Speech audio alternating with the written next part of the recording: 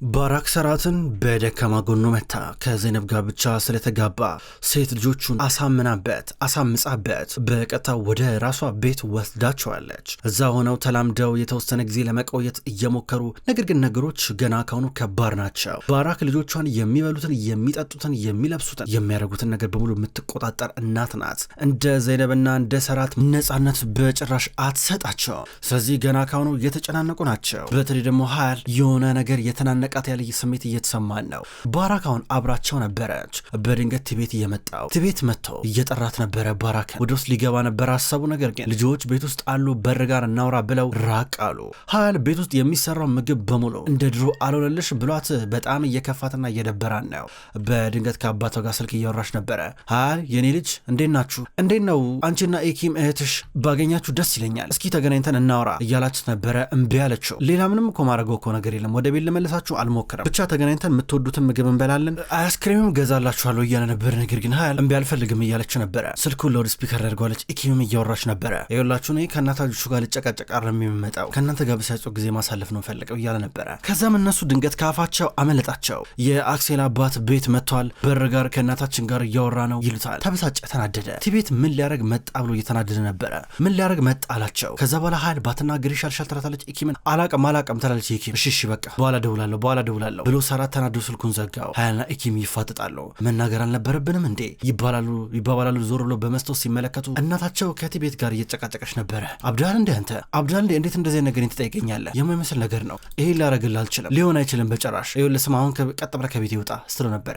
ወይ በዚህ ሀሳብ ትስማሚያለሽ ወይ ደግሞ ለሰራት ትክክለኛዋን የካደር አባት ማን እንደሆነ የምነግረው ይሆናል ይላታል። እኔ ማስፈራራት አቆም ቲቤት። ይኸውልህ ስማ ይኸውልህ ገባ ጂያንንም እኔንም ማስፈራራት ብታቆም ይሻላል። ከዚህ በላይ ይቅር ባለችው እርግጠኛ እንኳን አትሁኝ፣ እርግጠኛ መሆን የለብሽም እያለ ነበር። ሁለቱ እንዲህ እየተከራከሩ በድንገት ሀያል ከመምጣቷ እማዬ እያለች ነበረ። ሀያል ግቢ ይኸውልሽ የተፈጠረ ነገር አለ እንዴ አለቻት። አባዬ እየመጣ ነው አለቻት። ጥሩ በቃ እሺ፣ እኔ ከአጎታችሁ ቲቤት ጋር እያወራኝ ነው፣ በቃ ጨርሰናል ይሄዳል ትላታለች። ከዛ ወደ ውስጥ ገባች። ሀያል ስማ አሁን በልጆቼ ፊት መተከኔ ጋር ትከራከራል አታፍርም እንዴ አለችው። እሄዳለሁ፣ ነገር ግን ያቀረብኩትን ሀሳብ አስቢበት፣ ድጋሚ ሁለተኛ ላልጠይቅሽ እችላለሁ እና ብትስማሚ ያዋጣሻል፣ ለሁላችንም ጥቅም ሲባል ብሏት ሄደ። አይኗ ቀላ፣ እየደነገጠች ነበረ። በሌላ በኩል አሁን ኢብሩ ቤት መዋል ጀምራለች። ከስራ ከተባረረች ሰነባበተች። እሷ ቁጭ ብላ ስልኳን ተነካካለች። እናቷ ስራ እየሰራች ነው። በድንገት በር ተንኳኳ። የመጡት አባቷና ዘይነብ ናቸው። ዘይነብ ምን ተፈጠረ ትላለች ረፊቃ። ምንም እማዬ እንዴት ነሽ? አባዬን መንገድ ላይ ያገኘሁትና ድንገት ተይዤ ወደሱ መጣሁ ስትላል ነበረ። ለማዬ ነግርሻት አልበቃሽም? ደግሞ ለአባዬም ልነግሪው ነው አንቺ በቃ እዚህም እዛም ወሬ ካላወራሽ አይሆንልሽም አለቻት። ኢብሩ ከአንቺ ጋር ምንም የሚያገናኘው ነገር የለም፣ ተረጋጊ፣ አትፈጣጥኝ እስቲ ስትላል ነበር። ኢብሩ እጇን አጣምራ ተናዳ ዘይነብ ስታያን ነበረ። ምን ተፈጠረ? ምን ብላ ነው ደግሞ ዘይነብ ስላንቺ ለኔ የምነግረኝ? ምን አዲስ ነገር አለ ይላታል። አባሏ እኔን ከስራ እንዴት እንዳባረረኝ አልነገረችም እንዴ አለችው። ለምን ተባረርሽ እያለ አባቱ ይጠይቃል። አባዬ አቶ ሰራት ትክክል ነው እሷን ማባረር ነበረበት እያለች ትናገራለች። ዘይነብ ልምድ አልነበራትም ስራዋ ላይ እና ሰራት ስህተት በተደጋጋሚ ስትሰራ ተናደደባት ብላ ደግሞ ረፊቃ በአንድ በኩል ጭቅጭቅ እንዳይነሳ የኢብሩን ጥፋቶች እየደባበቀች ነው። ዘይነብ ዞር ብላ ረፊቃን ትመለከታታለች። በቃ ያው እንግዲህ ለእሷ ካልሆነ ያ ቦታ አዲስ ስራ እንፈልግላታለን ምን ችግር አለው ስትል ነበር። ነገር ግን ሀሪፍ ይሄ የሚወራው ነገር ምንም አልጣመው። ኢብሩን ዞር ብሎ ይመለከታታል። ኢብሩ በቃ ተረጋጊ፣ አንቺን ብትሆኚ ተረጋጊ ብላ ረፊቃ እየጠየቀች ነበረ። ችግር የለም የኔ ቆንጆ፣ አዲስ ስራ ታገኛለሽ፣ ምን ችግር አለው? ታማሞች ናችሁ እናንተ፣ ትረዳዳላችሁ። አንዳችሁ ብትጎዱ፣ አንዳችሁ ብትቸገሩ፣ ሌላኛችሁ ደግሞ አንዳችሁን መርዳት አለባችሁ፣ ችግር የለም በማለት እየተናገረ ነበረ። ከዛ ዘይነብ እማዬ እንግዲህ የሆነውን ነገር ለአባዬ ነግሬዋለሁ፣ ላንቺ አልነገርኩሽም። አቶ ሰራትና እኔ ዛሬ ጋብቻችንን በተመለከተ ለጋዜጠኞች ኢንተርቪው አድርገን ነበረ፣ ማለቴ ያው ቀድሞ እነሱ ከሚተነብዩ እኛ እንናገር ብለን በማለት ስትናገር ረፊቃ ደነገጠች። ኢብሩ ደግሞ ትስቃለች። እዩ እስኪ ተመልከቱ፣ እዩ እስኪ አቤት እህቴ እንደዚህ አይነት ህይወት መኖር እየቻለች ነገር ግን ድህነቷን መረጠች።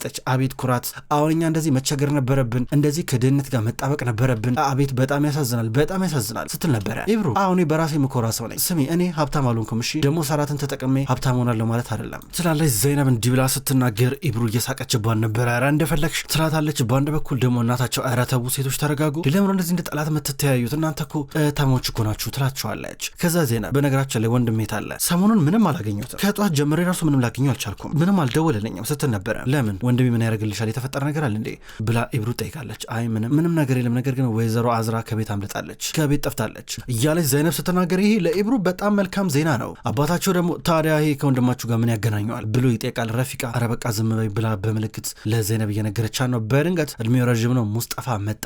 ስሙ ሲጠራ እየተጣራ መጥቶ በሩን አንኳኩቶ ገባ። ከገባ በኋላ እንደምናችሁላችሁ ዛሬ እንግዳለኝ ነይ ግቢ እያለ ነበረ። ከዛም በኋላ በድንገት አዝራ ነበረች የመጣችው። ቀስ ብላ ውስጥ እየገባች ነው። አይሆንም ይባባላሉ እርስ በርስ። ከዛ ሙስጠፋ እማዬ አባዬ እንግዲህ አዝራ ለተወሰነ ጊዜ እኛ ጋር ትቆያለች ማለት ቤት ውስጥ ጥሩ ነገር አልተፈጠረም፣ ጎዳና ላይ ከምትወርቅ እኛ ብናስጠጋት ይሻላል ብዬ ነው ብሎ ይናገራል። ነገር ግን በዚህ የተነሳ ጭቅጭቅ ማምጣቱ የማይቀር ነው ያስታውቃሉ ይህን ሀሳብ እንደሚቃወሙ። በሌላ በኩል ጃን ከእናቱና ከወንድሙ ጋር ነው ያለው። እናቱ እያለቀሰች ነው። ምን ውስጥ ገብተህብኝ ነው ልጄ እንደዚህ የተጎዳው ትለዋለች። እማዬ አታልቅሽ ችግር የለም ደህና ነኝ እኮ ይላታል። ጃንም ዞር እያለ ያየዋል። መቼስ በሞት ይሻለኛል እኔ እንድሞት ትፈልጋላችኋ እያለ ይናገራል። ጃን ዞር አለና ማንም አንተ እንድትሞት የሚፈልግ የለም፣ ነገር ግን ጎርተህናል። ስለዚህ ከዚህ በኋላ አጠገባችን እንድደርስ ብቻ ነው ማንፈልገው እንጂ ክፉ ነገር እንዲነካ አንፈልግም ይለዋል። ቆይ ምንድን ነው የሆነው ብላ ሴቪም ስጠይቅ ጃን የመናገር ምንም አይነት ፍላጎት የለውም። አይ እኔማ ከዚህ በኋላ አታምኑኝም እያለ ነበረ። ከዛ አዝራ እኮ ቺት አረገችብኝ ብሎ ተናገረ። ልክ እንደተበደለ እስከዛሬ ድረስ ሲበደል እንደቆየና እንደኖረ ሲታገስ እንደኖረ መናገር ጀመረ። ሴቪም ደግሞ እኔ አላምንም ብላ አፏን ያዘች። አዎ ከዘይነብ ወንድም ጋር ነበር ቺት ያደረገችብኝ ብላ ተናገረች። አረረ ይሄ ቤተሰብ ግን እንዴት ነው የወራረን። ሰራት ባንደ በኩል በዛ ዘይነብ ተጠመደ። እንደገና ደግሞ አሁን አዝራ በሷ ወንድም በጣም ያሳፍራል ቤተሰባችንን የማይገባ ስም ሊሰጡት ነው ትላለች። በሌላ በኩል ሙስጠፋ በአዝራ ምክንያት ከእናትና ከአባቱ ጋር እየተጣላ ነው። እማዬ እሷ እኮ ከባሏ ጋር አሁን ትፋታለች፣ ምን አለበት በሁለት እግሯ እስከምትቆም ድረስ ከኛ ጋር ብትቆይ እያለ ጭራሽ ይከራከርላታል። አባዬ አዝራን አንረዳትም እንዴ ራሷን እስክችል ድረስ እያለ ነበር። አስወጣልን ይሉታል በግልጽ።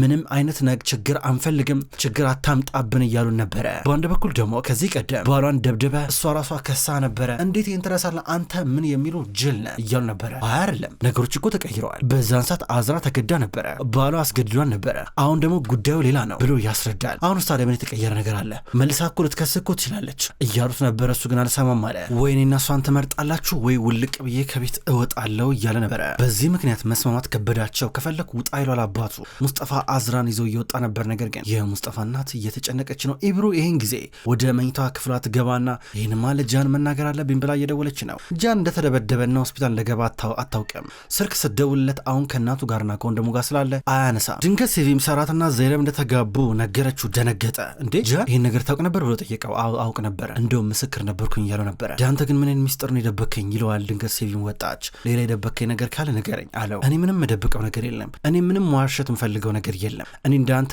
ሚስጥረኛና ሴረኛ አይደለሁም እያሉ ነበረ።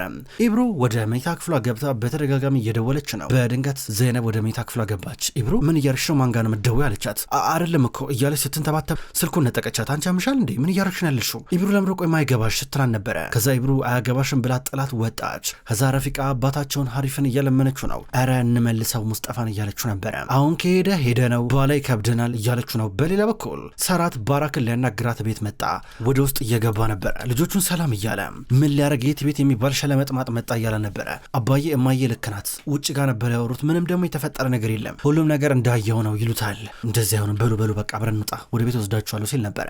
እነሱ እምቢ አሉት። ባራክ ተስቅበታለች። በዚህች ጥንጥዬ ምክንያት ልጆቼ ልትወስድብኝ ነው ወይ ብላ ስታሾፍበት ነበረ። እሺ ለማንኛውም ያ ሰውዬ ከዚህ በኋላ እዚህ ቤት እንዳይመጣ ባራክ ያ ሰውዬ እዚህ ቤት ከመጣ ይኸውልሽ በፖሊስ ነው ልጆቼን የምወስዳቸው፣ የማይሆን ነገር ውስጥ ነው የምትገቢ፣ ቢቀርብሽ ይሻላል እያላ ነበረ። ከዛም በኋላ ተናዶ ይወጣል።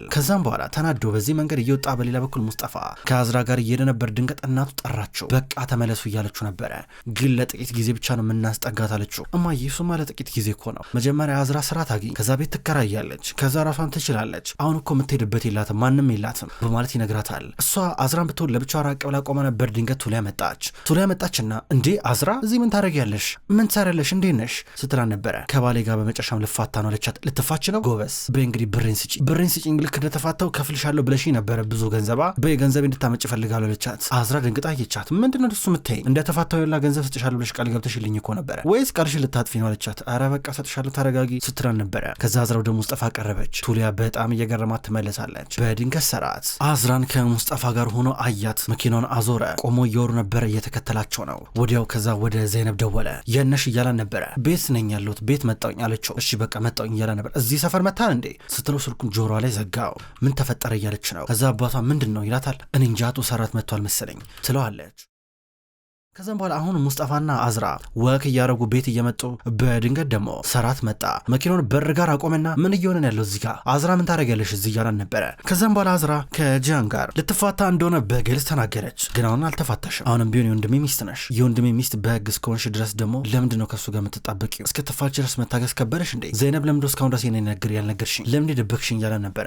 እንደውም ዘይነብ ላይ በረታባት። ዘይነብ ደግሞ ኧረ እኔም ቤት ስመጣ ነበር ያወቅኩት፣ ምንም አውቀው ነገር አልነበረም ትለዋለች። ባራክ እንደነገረችው እሱ ደግሞ ይናገራል። ከዛም በኋላ ለምንድን ነው ከባልሽ ጋር የምትፋችሁ ብሎ አዝራን ጠየቃት። ከዛም በኋላ አዝራ እንዴት ሲያሰቃያትና ብዙ መከራ ሲያጠጣት እንደከረመ ልትናገራለችና ነገር ግን ስምነት አላቸው። እፈታሻለሁ፣ ነገር ግን እስካሁን ድረስ ሳረግብሽ የነበረው ነገር ስለ ጸጸተኝ ስለ ከበደኝ ለማንም እንዳትናገሪብኝ፣ እለቅሻለሁ፣ በነጻ እጄ ላይ ያለውን ማስረጃ እሰጥሻለሁ፣ አትታሰሪም ብሏን ነበረ። ስለዚህ በቃ ይቅርብኝ ብላ አፏን ዘጋች፣ ዝም አለች። እሺ ለማንኛውም እንደዚህ አይነት የክብረ ቢስ ስራ እንዳሰሪ ድጋሚ እያለ ነበር። ይህን ጊዜ ሙስጠፋ አቶ ሰራት የምታወራውን ነገር ተጠንቀቅ፣ አንዳንድ የምታወራው ነገር ብትጠነቀቅ ይሻላል ብሎ ሊቆጣው ሞከረ። ሰራት ተናደደ የበለጠ። የምታወራውን ነገር ተጠንቀቅ ሲለው ሙስጠፋ እየተበሳጨ ነበረ። ስማ አንተ ያረከው ነገር ሌላ ምንም ትርጉም የለውም ከዚህ ከክብረ ቢስነት ውጭ እያሉ ነበረ።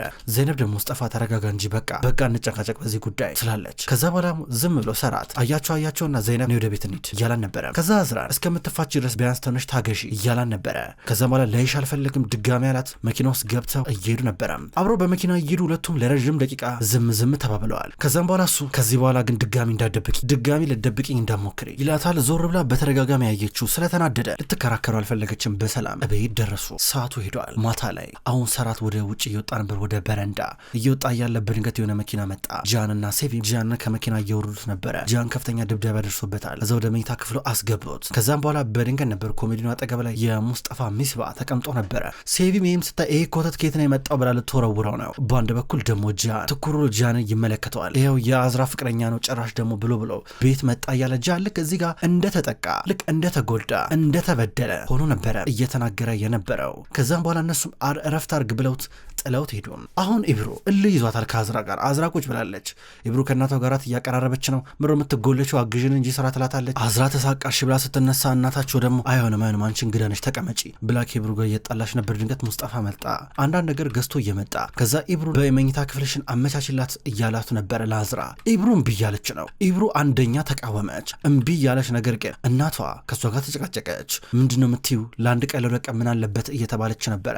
በሌላ በኩል ሀያል ያ ጣፋጭ ነገር ናፈቃት። ቸኮሌት ናፍቋት ወደ ኪችን እየጠጋች ፍሪጁን ከፍታ ቸኮሌት ስትልስ በድንገት መብራቱን ያበራችባት ባራክ ነበረች። ለምሮ በሚስጥር የምትበይው እኔ ልጅ ለምሮ ተደብቀሽ የምትበይው ትፈሪኛለሽ እንዳለቻት አራራለም ርቦኝ እኮ ነው ፍሪጅ ውስጥ ያገኘሁትን ነገር ልበላ ነው ትላለች። በጣም ፈርታ ሀያል ጥሩ ርቦሽ ነው ለምን እንደዚህ ያናረቀ ብላ ባራክ ፍሪጁን ከፈተችው። ከዛ ሁሉንም ምግብ ጣፋጮቹን በሙሉ እየወጣች ነበረ። ይሄው ቢ ከዚህ በኋላ የፈለጋችሁትን ብሉ እሺ። ከዚህ በኋላ አንቺም ፒያኖሽን አትማሪም፣ አንቺም ዋናሽን አትለማመጅም፣ እንደፈለጋችሁ ትሆናላችሁ፣ ምን አገባኝ እኔ በሉ ይሄንንም ብሉ እያለች ያገኘችውን ነገር ስታወጣ ሀያል በጣም እናቷን እየፈራች ነበረ። ለምን እንደዚህ የምትይኝ ሀያል ተፈሪኛለሽ እንዴ ስትላ ነበረ። ሀያል ግን በጣም እየፈራቻን ነበረ። ነገሩ ትንሽ ጎምዘዝ እያላን ነው። ትጠሉኛላችሁ ማለት ነው እኔ እሺ ምን ላድርግ ለእናንተ መልካም እናት ከመሆን ውጭ ምን አጠፋው ብላ ቁጭ ብላ ስታለቅስ እነሱም እያቀፏት ይቅርታ እየጠየቋን ነበረ። አባታችሁ ለማያውቃት ልጅ ለካድር ብሎ ካዳችሁ አይፈልጋችሁም ከዚህ በኋላ እኔ ግን እወዳቸዋለሁ ብላ በእንደዚህ አይነት መንገድ በደካማ ጎናቸው ስትመጣባቸው ነበረ። ክብራትና ክብራን እንኳን ወደ ቅመም ስቶሪ የዩቲዩብ ቻናል በሰላም መጣችሁ ውድ ተመልካቾች። በዛሬው ዕለት ወደ እናንተ የታመሙ አበቦች የሚሰኘው ድራማ በዚህ መልኩ ወደ እናንተ አርሻለሁ። ክብራን ተመልካቾች ቅመም ስቶሪ የዩቲዩብ ቻናል ከዚህ በኋላ የታመሙ አበቦች የሚሰኘውን አስገራሚ ደስ የሚል የፍቅር የቱርክ ድራማ ወደ እናንተ ይዞ ይመጣል። ቀኑን ጠብቄ እኔ ወደ እናንተ አርሳለሁ። የታመሙ አበቦች እንዲሁም ሌሎች ተከታታይ ድራማ ክፍሎች በቀጣይ ወደ እናንተ ይደርሳል። በቀጣይ በአዲስ ቪዲዮ እስከምንገናኝ ድረስ በያላችሁበት መልካም ቆይታ ይሆን።